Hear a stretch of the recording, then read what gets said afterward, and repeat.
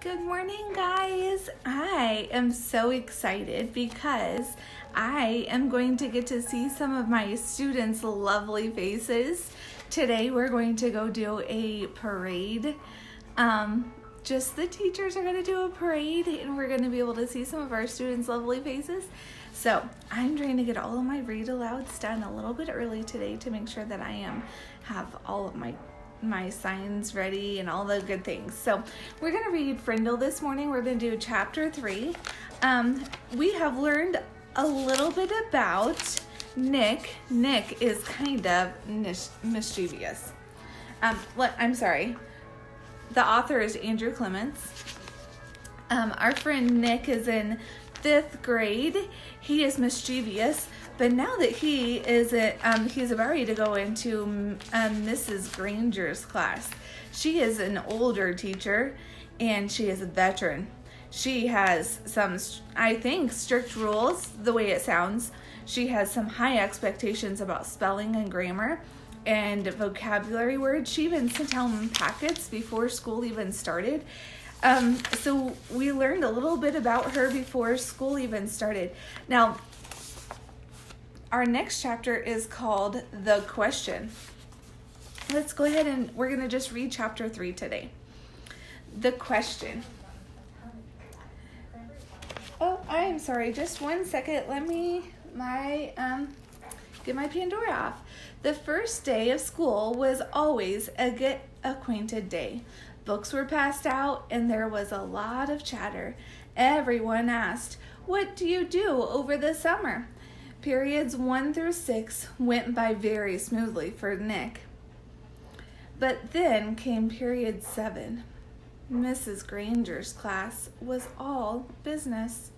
The first thing they did was take a vocabulary pretest to see how many of the 35 words for the week the kids already knew.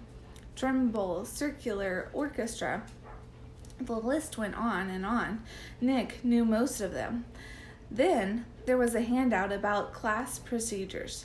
After that, there was a review paper about cursive writing, and then there was a sample sheet showing how the heading should look on every assignment. No let up for 37 minutes straight. Nick was an expert at asking the delaying questions, also known as the teacher stopper or the guaranteed time waster. At 3 minutes before the bell, in the split second between the end of the today's classwork and the announcement of tomorrow's homework, Nick could launch a question guaranteed to sidetrack the teacher long enough to delay or even wipe out the homework assignment. Timing was important, but asking the right question, that was the hard part.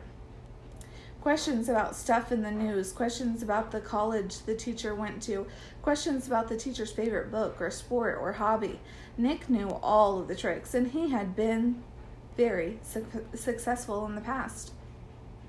Here, he was in 5th grade, near the end of his very first language arts class with Mrs. Granger.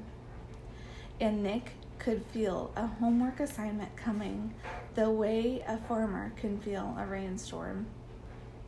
Can you feel a rainstorm coming? Can you feel a homework assignment coming? I wonder what that feels like. Mrs. Granger paused to catch her breath and Nick's hands shot up. As a teacher, I can kind of connect to that. I wonder if any other teacher hearing this connects to that as well. Mrs. Granger paused to catch her breath, and Nick's hand shot up. She glanced down at her seating chart and then up at him. Her sharp gray eyes were not even turned up to half power. What does that mean? Are my eyes turned up? I don't even know what that means. Do you know what that means?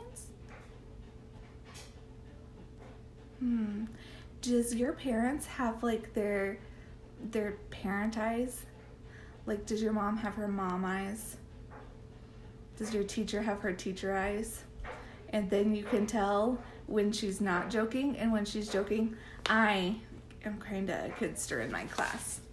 I like to joke and have fun, and then there are times whenever it is time to be done, and my kids know it's time to be done. I wonder, do I always say with my words that it's time to be done, or can you tell that it's time to be done? What about at home? Can you tell by mom and dad's facial expressions that it's time to be done? I wonder, is that similar to what's going on? Is it just her eyes? Maybe her facial expressions? Maybe she has just like a face all the time and you could only tell by her eyes. I don't know. Very interesting to me. Her gray eyes were not even turned up to half power. Yes, Nicholas? Mrs. Granger, you have so many dictionaries in this room, and that huge one especially. Where did all of those words come from? Did they just get copied from other dictionaries? It sure is a big book. It was a perfect thought grenade. Kapow! Several kids smiled, and a few peeked at the clock. Nick was famous for this, and the whole class knew what he was doing. Unfortunately, so did Mrs. Granger. Now remember, is this Mrs. Granger's first year teaching? Nope, it's not. Is this her second year teaching? She's been doing this a long time. Do you think this is her first person that she's ran into that wants to delay the homework assignment? Nope. I bet she's got something up her sleeve. Let's see what she has up her sleeve. She hesitated a moment and gave Nick a smile that was just a little too sweet to be real. Her eyes were the color of a thundercloud. What does a thundercloud look like? Now, my son Keaton, he's not a fan of thunderclouds. He can spot those thunderclouds like no one else. Like if you look outside today, it's kind of dreary. But it's not a thundercloud outside. You can look out there and you can see if it's a bright white cloud, and you can be like, oh, it's just cloudy today. But you can see a thundercloud. I want you to think about what a thundercloud looks like. Her eyes were the color of a thundercloud. Why, what an interesting question. Nicholas, I could talk about that for hours, I bet. She glanced around the classroom. Do the rest of you want to know too? Everyone nodded. Yes. Very well then, Nicholas.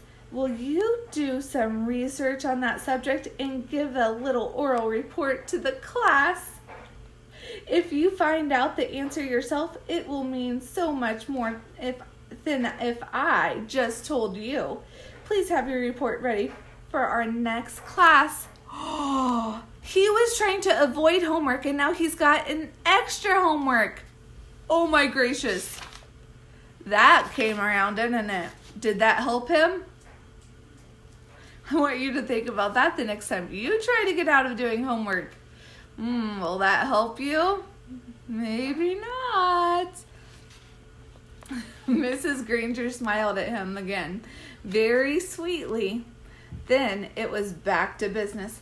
Now, the homework for tomorrow can be found on page 12 of your Words Alive book. Nick barely heard the assignment. His heart was pounding and he felt small, very small. He could feel the tops of his ears glowing red.